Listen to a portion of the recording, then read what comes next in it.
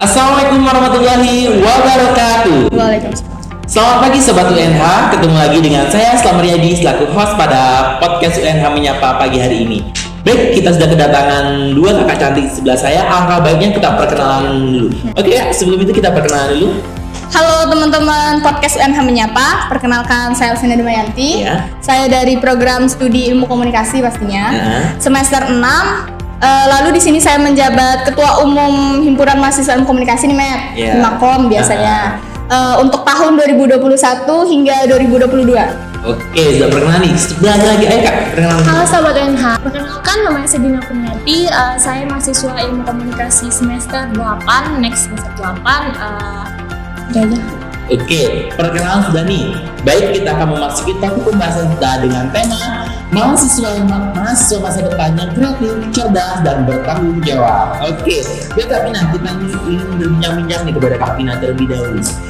Kakak kan sebagai menjabat sebagai ketua Himakom nih. Motivasi kakak mengikuti organisasi Himakom ini apa sih Kak? Motivasi saya yaitu untuk menjadi ketua umum Himakom ini, Matt.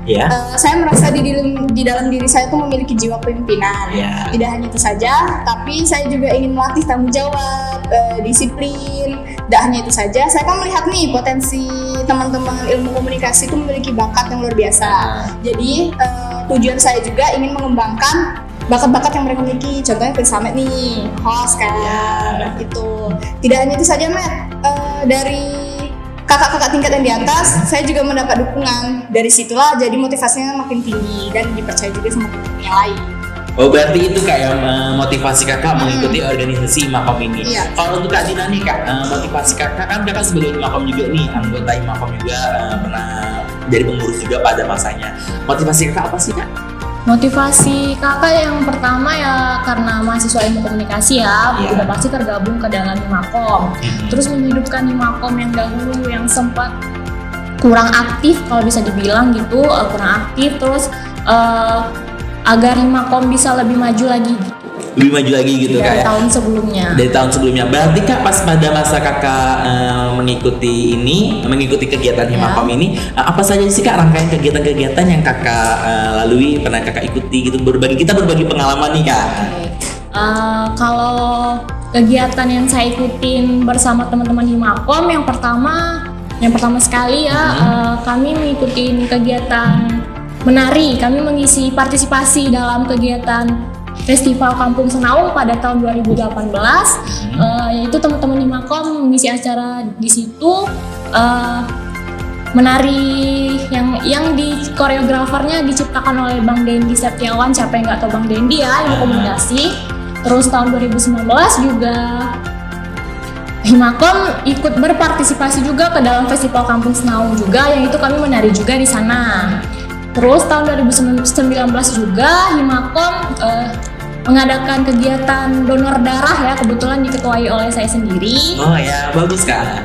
Terus tahun 2000 kegiatan selanjutnya seperti seminar-seminar, workshop. Terus semenjak pandemi juga kegiatannya sempat berhenti, tetapi dilanjutkan dengan kegiatan online gitu loh. Oh gitu, online gitu ya. Berarti kan pas generasi kakak yang mengikuti menari dan lain sebagainya itu pandemi belum masa pandemi ya. Ketika ya. masuk masa pandemi, kegiatan Himakom banyak dilakukan secara daring gitu, melalui Zoom ataupun apa gitu. Berarti Kak pas ketika untuk Kak Vina nih, pas ketika Kak Vina kan berarti COVID ini sudah mulai merajanya banget Kak ya. Kemudian kita lockdown yang terutama untuk dunia kampus kita, kegiatan-kegiatan kampus Kak. Berarti Kak kegiatan-kegiatan Kakak ini apa saja sih Kak sebagai Kakak menjabat ketua Himakom dan Kakak juga kan pastinya tahu sendiri masa pandemi seperti apa. Pasti Kakak bingung nih mau kemana ini. Coba Kakak yang ceritakan kegiatan-kegiatan Kakak apa saja sih di masa pandemi ini. Kalau untuk kita biasanya sering membahas planning ke depan gitu, Matt. Nah, biasanya kita tuh membahasnya di Zoom, aplikasi Zoom. Nah, terus kita membahas di situ, rapat di situ. Terus kalau untuk kegiatan kita juga ada melakukan tatap muka. Beberapa ada seminar, terus makrab yang mahasiswa baru kemarin itu. Terus juga ada kuliah umum membahas mengenai karya tulis ilmiah untuk semester 7 yang Kak Dina ini. Nah, tapi dengan hal tersebut kita mematuhi protokol kesehatan agar tetap terjaga. Berarti Kak, kita ada kegiatan Kakak ini ada namanya offline gitu ya Kak ya? Tapi ada juga nggak Kak yang daring gitu, misalkan kayak seminar, webinar dan lain sebagainya? Ada kegiatan, kita melakukan seperti seminar untuk beberapa kali sih ya. Beberapa kali ya Kak? Cuma kebanyakan dari teman-teman peserta tuh, terutama dari teman-teman kita yang di kampus, mereka lebih memilih offline. Offline gitu karena lebih asik gitu kayak lebih dapat. Betul sekali, karena kalau dari ini kebanyakan pasti banyak yang menonton cuman lihat ngantuk aja kita kameranya di off kan gitu betul sekali. Contohnya saja kayak kita kuliah nih dan kita aja kan kalau kuliah udahlah apalagi ketahuan kita diam-diam saja nih Kak. Oke Kak, selanjutnya nih kan Kakak sebagai ketua nih Kak, apa sih Kak kalau kesah Kakak ketika Kakak sebagai ketua nih, anggota Kakak nih ketika lagi ada event nih besar di Makom, kegiatan di Makom, nah itu keluh kesah Kakak nih seperti apa sih Kak? Misalkan anggotanya nih susah dicari, nggak ditelepon, halo si Akma kamu kemana ini? Kok nggak diangkat, nggak direspon, itu gimana sih Kak? Kalau menanggapi mengenai itu sih Matt, banyak biasanya kayak gitu kan, banyak. Tapi kan kita kan nggak mungkin dong di dalam kegiatan tuh divisinya cuma satu orang, pasti ada lebih 2-3 orang gitu. Nah dari 2-3 orang itulah yang menutupi teman-temannya yang nggak bisa hadir gitu. Tapi sebelumnya kita konfirmasi dulu mengenai permasalahan mereka nggak bisa hadir itu karena apa, gitu, masuk akal atau enggak, kayak gitu. Ada lagi kan?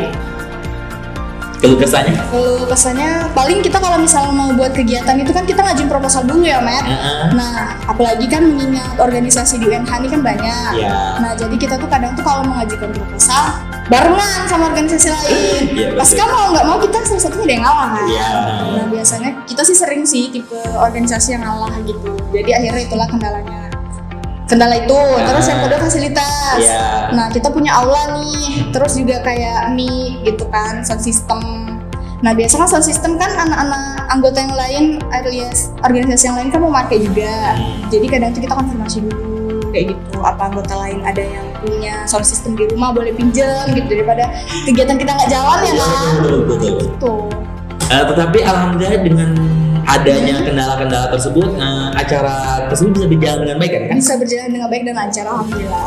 Gitu. Untuk Kak Dina nih Kak, pas waktu Kakak pernah jadi pengurus pada masanya itu ada nggak kendala Kakak? Kendala Kakak ada? Kendalanya nggak beda jauh ya, udah pasti untuk menaikkan proposal butuh waktu yang cukup lama dan juga nggak apa yang kita harapkan tuh kadang nggak sesuai gitu loh hasilnya gitu. Itu aja sih, sama aja nggak jauh. Iya betul. Oke sahabat UNH, baik kita break dulu untuk UNH menyapa. Kita akan kembali setelah pariwara berikut ini.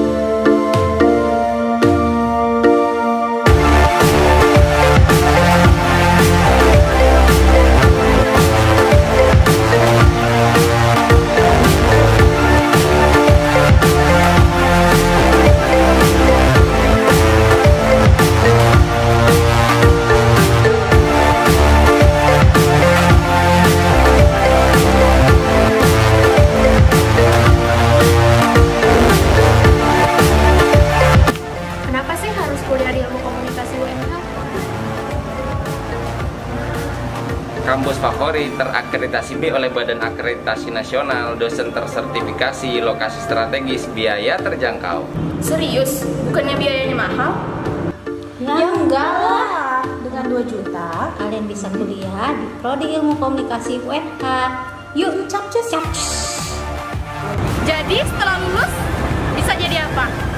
Tenang aja, setelah lulus dari Prodi Ilmu Komunikasi, Anda bisa bekerja sebagai public relation atau humas di pemerintahan dan perusahaan swasta, atau Anda juga bisa bekerja sebagai penyiar radio dan presenter di televisi, bisa menjadi wartawan, bisa bekerja di bidang periklanan, atau buat Anda yang memang berbakat, Anda juga bisa bekerja atau bergerak di bidang event organizer, entertainer, dan menjadi konsultan komunikasi.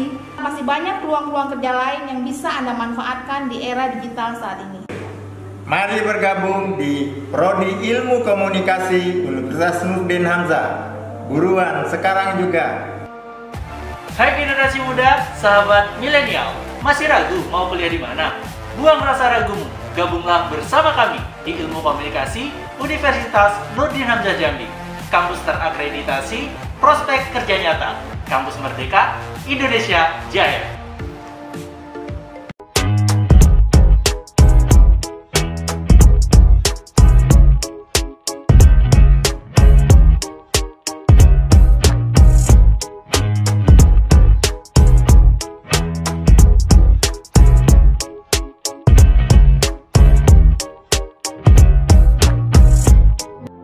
Halo sobat, kembali lagi di podcast UNH Menyapa bersama saya Selamat Riyadi dan 2 kakak cantik ini.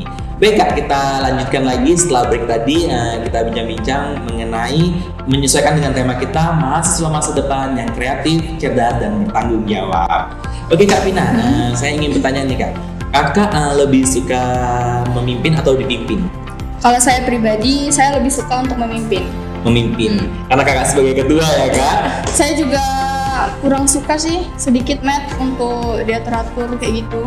Tapi bukan berarti saya mau mengatur bawahan tuh enggak. Maksudnya tuh kita tuh kan untuk menuju tujuan bersama sih gitu.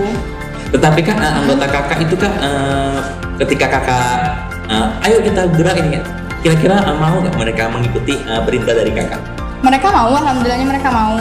Sebelumnya sih kita jelasin dulu, misalnya kan kayak kita buat kegiatan, misalnya kayak seminar kan. Nah, terus nanti siapa nih di divisi acara gitu. Tapi kan nanti kan ada dibimbing dengan kakak tingkatnya yang lebih memahami gitu kan. Nah, jadi dari situlah mereka tuh belajar juga gitu. Mau aja sih mereka asal hal positif gitu. Oke. Kira-kira Kak mereka bertanggung jawab nggak sih Kak dengan tugas mereka ketika Kak Vina nih menyuruh kamu kerjakan ini, kira-kira deadline-nya tuh kira-kira bertanggung jawab nggak? Mereka bertanggung jawab. Syukur-syukurnya sih anggota Himakom tuh nggak perlu diperintah, Matt. Jadi mereka tuh udah tahu, kayak misalnya kayak divisi humas, berarti mereka udah tahu. Oh berarti tugasnya divisinya aku nih ngebagiin surat ke yang lain-lain gitu. Terus divisi perlengkapan, merekanya biasanya H-1 atau H-2 udah buat surat peminjaman, terus menemui ibu yang meminjamkan barang, udah gitu sih. Mereka tuh tanpa disuruh tanggung jawabnya udah tahu sendiri. Berarti sesuai dengan tema kita kayak mahasiswa yang bertanggung jawab. Setuju. Oke Kak, untuk Kak Dina nih Kak, kakak kan sebagai mahasiswa semester akhir nih Kak.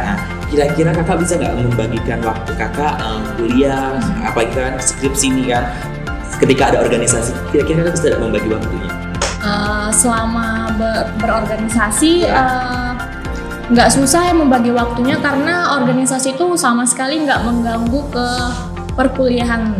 Jadi gampang sih ngaturnya, karena kuliah ya kuliah, hal berorganisasi itu di luar jam kuliah, nggak pernah ganggu jam kuliah gitu. Ada lagi kan? Itu aja. Oke, untuk Kak Vina nih Kak, kakak kan sebagai ketua nih Kak, ketua Himakom, pernah nggak sih Kak kendala kakak ketika nih kakak lagi ujian di dalam kelas, tiba ujiannya nih ujian semester nih, tiba-tiba kakak ada mengikuti lomba nih, lombanya mendadak nih Kak. Kira-kira kakak bisa nggak membagi waktu, manajemenkan? Bagaimana kakak memanajemenkan waktu kakak ketika untuk lomba, ketika untuk ujian itu, bagaimana kakak memanajemenkan waktu? Kalau kayak gitu sih Mat, kita bisa izin dulu ke dosennya. Terus kita izin dulu ke dosennya, menurut dosennya baiknya gimana, atau kita minta ujian dulu ke dosennya, atau ujiannya menyusul, kayak gitu sih. Kalau saya lebih kayak gitu. Berarti meminta izin dulu terlebih dahulu sama dosen gitu. Berarti kalau ujiannya terus berjalan gitu kan? Berjalan, Matt. Soalnya kan itu ujian itu kan pendidikan, penting, gitu sih. Kira-kira Kak, ketika Kakak lagi memimpin nih, ketika Kakak lagi membicara, lagi public speaking Kakak di depan orang umum nih, ketika itu ada anggota Kakak nih, misalkan anggota Kakak, kita bahasa kita menggosip bahasa kita itu Pina nih, ini tiba-tiba dengar nih di kuping Kakak, tanggapan Kakak seperti apa sih Kak? Nggak usah ditanggepin lah, biarin aja. Berarti dia kan nggak mampu kan? Masa bodoh gitu kan? Berarti dia kan nggak mampu kan, kayak diri kita gitu kan. Jadi dia ya udahlah, bisanya ngomongin orang baik kayak gitu kan. Oke. Berarti Kakak sebagai ketua, sudah tua memimpin, berarti kita harus cerdas dan bertanggung jawab juga gitu kan. Oke, untuk Kak Dina nih Kak, Kakak kan pernah mengikuti tadi lomba gitu, lomba menari gitu di mana Kak, di Desa Senaung ya? Itu bukan lomba ya, itu Himakom berpartisipasi mengisi acara di Festival Kampung Senaung pada tahun 2018 dan tahun 2019.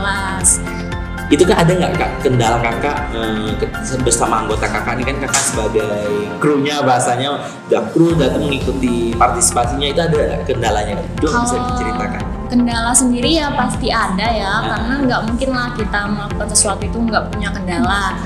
Kendala-kendalanya ya seperti kita waktu latihan kan nari itu perlu latihan yang cukup ya, biar hasil di hari hanya itu maksimal.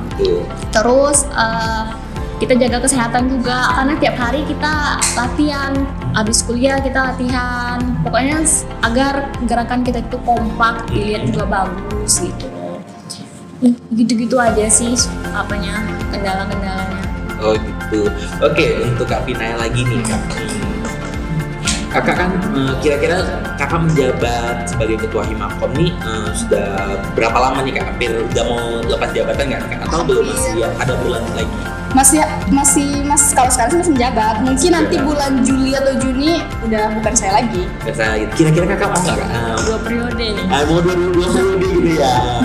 Kalau saya menanggapi dari teman-teman nih, biar yang di bawah aja lah yang mencalonkan diri. Soalnya kan saya nanti mau semester 7, pasti sibuk magang, KKN ya Kak Dina ya.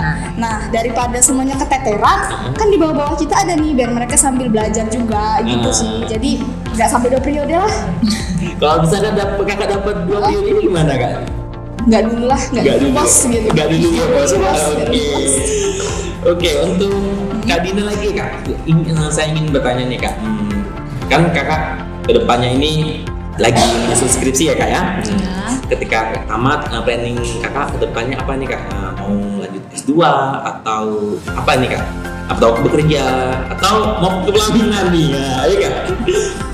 Kalau untuk planning ke depan, kalau ada rezekinya dan bisa juga ingin lanjut pendidikan S2, insya Allah kalau ada rezekinya. Kalau enggak itu ya pasti bekerja dong, pasti cari kerja. Kalau yang lanjut di S2 nih, pastinya Kakak mengajar di UNH dong Kak. Oke, untuk Kak Pina, saya ingin bertanya nih Kak. Ketika Kakak menjabat ketika Kakak terpilih nih sebagai ketua, itu apa sih Kak perasaan Kakak? Kok bisa jadi ketua nih? Atau gimana Kak perasaan Kakak? Perasaannya sih seneng, cuma sedikit agak grogi gitu sih, takutnya aduh bisa deh ya kira-kira saya bertanggung jawab di sini gitu. Gimana saya mau handle teman-teman yang lain gitu. Terus bisa nggak ya planning saya dengan teman-teman itu berjalan lancar kayak gitu. Cuman sih untuk sejauh ini ya berjalan lancar. Kira-kira Kakak itu Kak ketika Kakak mendapat tanggung jawab dari itu, Kakak mendapat dukungan nggak dari orang tua yang pertama? Terutama dari orang tua, iya sih. Soalnya sebelum saya mencalonkan, saya kan suka cerita sama ibu saya gitu. Saya bilang saya mau mencalonkan nih kayak gitu. Terus ibu saya bilang ya udah nggak apa-apa gitu. Ini kan bisa dijadikan pengalaman kayak gitu. Tapi nggak cuma sama orang tua sih. Saya juga ada sharing-sharing sama teman-temannya Kak Dina juga, sama Kak Dina kayak gitu. Gimana sih Kak baiknya gitu kan. Terus mereka bilang ya udah nggak apa-apa gitu. lagian kan potensi kalian ada gitu, jadi ya udah dicoba aja dulu. Maka dari itu saya berani untuk mencalonkan diri saya sebagai ketua umum gitu. Dan kalau untuk teman-temannya lagi itu mensupport kan pastinya. Kalau teman-teman kelas gitu kalau kan. teman-teman kelas sih pasti mensupport, karena kan perwakilan kelas juga gitu lah. Iya betul lah. Baik Sobat UNH, kita break dulu, nanti kita lanjutkan setelah pariwara berikut ini.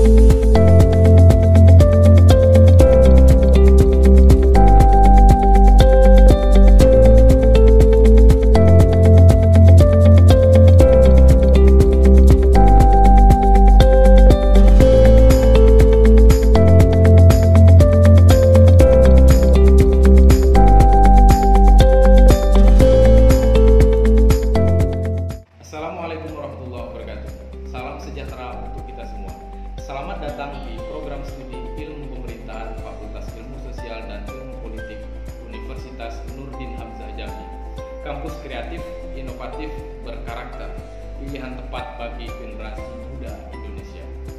Program studi ilmu pemerintahan Universitas Nurdin Hamzah Jambi terakreditasi B oleh Banpeti.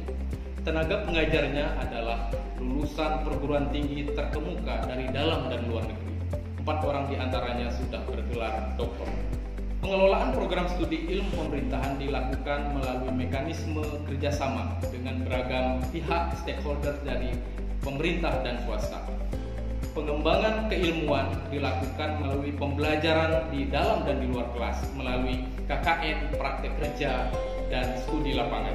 Program studi ilmu pemerintahan Universitas Nurdin Hamzah Jambi juga memiliki jurnal Ibergov dan pusat kajian anti korupsi yang menjadi lembaga atau menjadi wadah pengembangan keilmuan bagi dosen dan mahasiswa.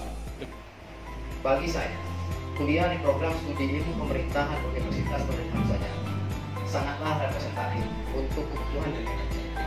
Mata kuliahnya sangat aplikatif dan disupport lagi dengan kegiatan kuliah lapangan, yang mana mengarahkan mahasiswa pada kegiatan praktik sesuai dengan kebutuhan dunia kerja. Selain itu, para dosennya juga sangat humble serta berkompeten di bidangnya masing-masing. Intinya, sangat banyak pelajaran serta ilmu yang saya dapat semasa saya berkuliah di program studi ilmu pemerintahan Universitas Nurdin Hamzah Jambi.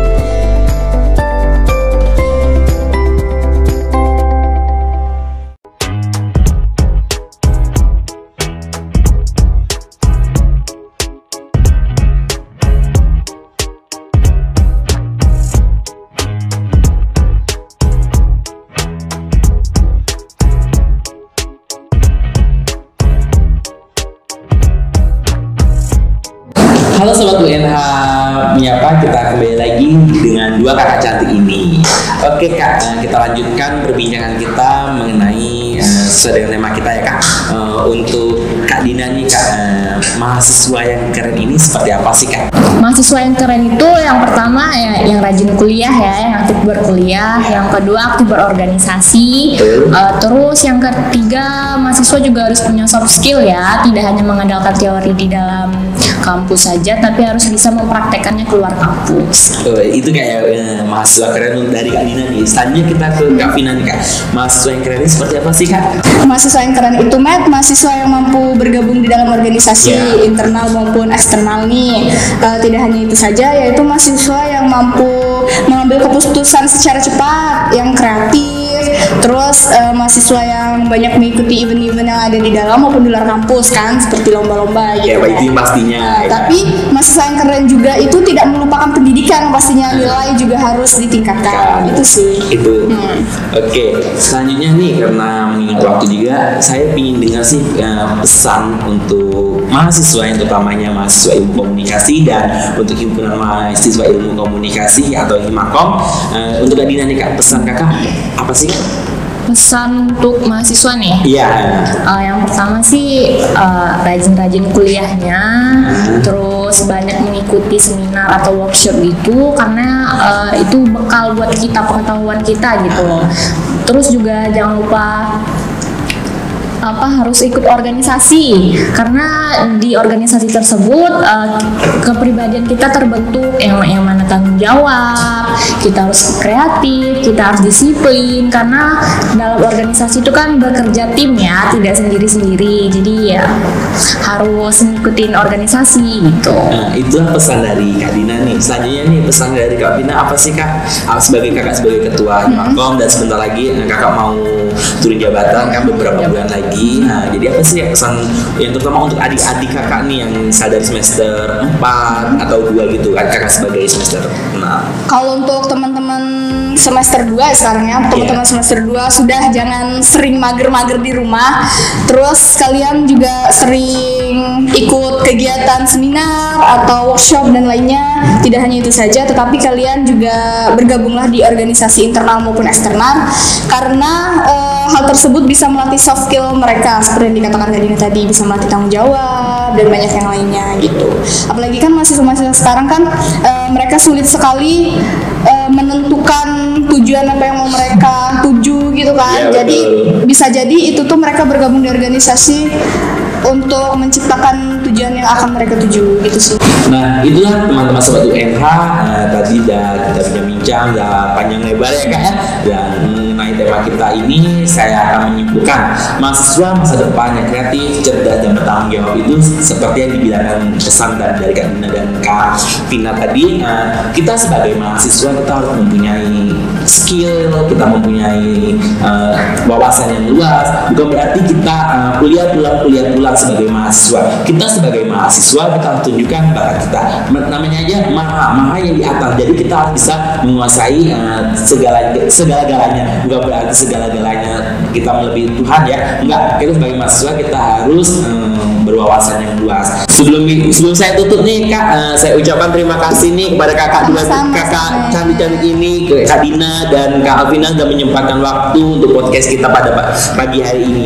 Baik, sobat UNH, mungkin cukup sekian podcast kita pada pagi hari ini. Saya pembawa acara, saya Selamat Riyadi, selaku pembawa acara. Mohon maaf apabila ada kata-kata yang salah. Saya akhiri, wassalamualaikum warahmatullahi wabarakatuh. Waalaikumsalam. Bye, sobat UNH.